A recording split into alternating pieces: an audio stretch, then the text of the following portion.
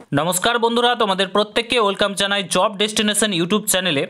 তো বন্ধুরা, তোমরা প্রত্যেকে চিন্তিত রয়েছো যে তোমাদের recruitment to the post of constable in West Bengal police 2024, recruitment to the post of constable and lady constable in Kolkata police 2024, recruitment to the post of sub inspector in West Bengal police 2024, এইসব রিক্রুটমেন্টের এক্সামগুলো কবে হবে? প্রায় একটা বছর হয়ে গেল ফর্ম ফিল আপ হয়েছে, but এখনও পর্যন্ত এক্সামের কোনো নামগন্ধ নেই। কারণটা তোমরা প্রত্যেকে জানো যে ওবিসি কেসের জন্য কিন্তু সমস্ত এক্সাম পেন্ডিং পড়ে রয়েছে এবং আরও অনেক নোটিফিকেশান বার হওয়ার কথা রয়েছে।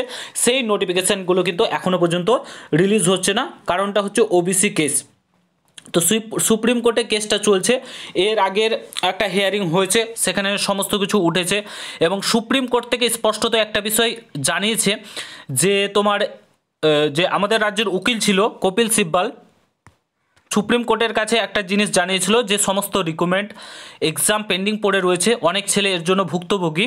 তো তার জন্য কোনো একটা সবুজ সংকেত দিতে, যাতে WBPRB থেকে শুরু করে PSC থেকে শুরু করে সমস্ত এক্সামগুলো নিতে পারে এবং পেন্ডিং যে নোটিফিকেশানগুলো সেগুলো প্রকাশিত করতে পারে। বাট সুপ্রিম কোর্ট স্পষ্টত জানিয়ে দিয়েছে এরকম কোনো রায় দেওয়া যাবে না। এরপরে নেক্সট হিয়ারিং ডেট তোমাদের 7ই জানুয়ারি রয়েছে, ঠিক আছে। এরপরে নেক্সট হিয়ারিং ডেট 7ই জানুয়ারি রয়েছে। তো তোমাদের এখন কি করণীয়, এক্সাম কবে হবে না হবে সমস্ত কিছু তথ্য শেয়ার করছি, পুরো ভিডিওটা দেখো। চ্যানেলে নতুন হলে অতি অবশ্যই চ্যানেলটাকে সাবস্ক্রাইব করে পাশে থাকা বেল আইকনটাকে প্রেস করে দেবে। ফার্স্ট অফ অল 7ই জানুয়ারি নেক্সট হিয়ারিং ডেট রয়েছে। তো কেসটার যা ব্যাপার সেটা হচ্ছে অত সহজে কেসটা নাও মিটতে পারে এবং সুপ্রিম কোর্ট থেকে তো স্পষ্টত জানিয়ে দিয়েছে কোনো রকম ওরকম সবুজ সংকেত দেওয়া যাবে না। তো এখন তোমাদের কি করণীয় দেখো, কেস কবে মিটবে না মিটবে এই নিয়ে আমাদের কোনো মাথা ব্যথা নেই। হ্যাঁ, টাইম লাগছে, ঠিক আছে, বয়স হয়ে গেছে, বাট কিছু করার নেই। সুপ্রিম কোর্টে ম্যাটারটা চলে গেছে, তাহলে আমাদের হাতে কিছু করার নেই, ঠিক আছে। পুরো এবার রাজ্য সরকার যে ভুলগুলো করেছে তার জন্য আমাদেরকে ভুক্তভোগী হতে হচ্ছে, সেটাও আমাদের কিছু করার নেই, ঠিক আছে।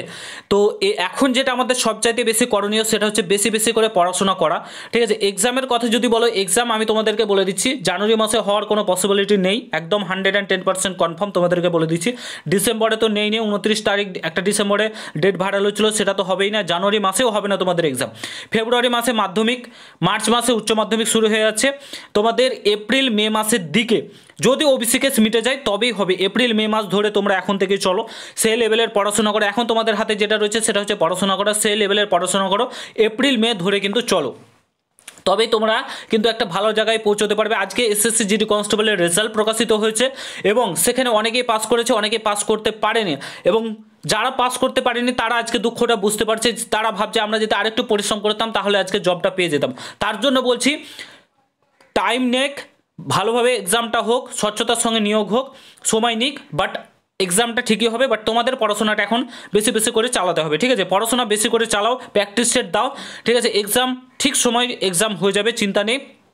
তোমাদেরকে তো বললাম মার্চ এপ্রিলের দিকে টার্গেট রাখো, সেই এপ্রিল মের দিকে টার্গেট রাখো, মানে উচ্চ মাধ্যমিকের পরেই তোমাদের এক্সাম হওয়ার পসিবিলিটি রয়েছে যদি ওবিসি কেসটা মিটে যায়। আশা করি বুঝতে পেরেছো, ক্লিয়ার করে দিলাম তোমাদেরকে। অনেকেই তোমরা জিজ্ঞাসা করেছিলে, তার জন্য মেনলি ভিডিওটা বানালাম। আশা করি বুঝতে পেরেছো। তোমাদেরকে এর আগে কোনো ভিডিও দেইনি এই চ্যানেলে, ঠিক আছে। প্রথম এই সংক্রান্ত ভিডিও হলো।